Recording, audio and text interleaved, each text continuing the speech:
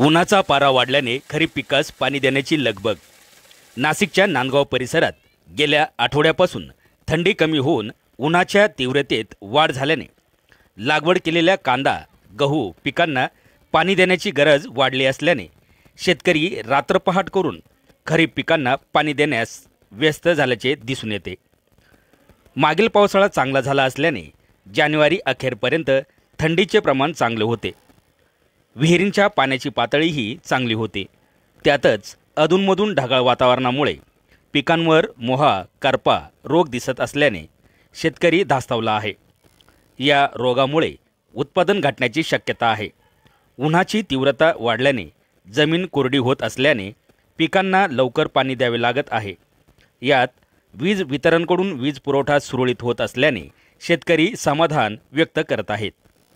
खरीप पिकांची वाढ होण्यासाठी खाद्य देऊन पाणी द्यावे लागत असल्याचे दिसून येते।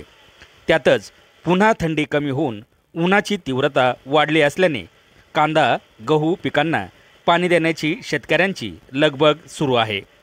आवाज इन न्यूज मराठी, नांदगाव।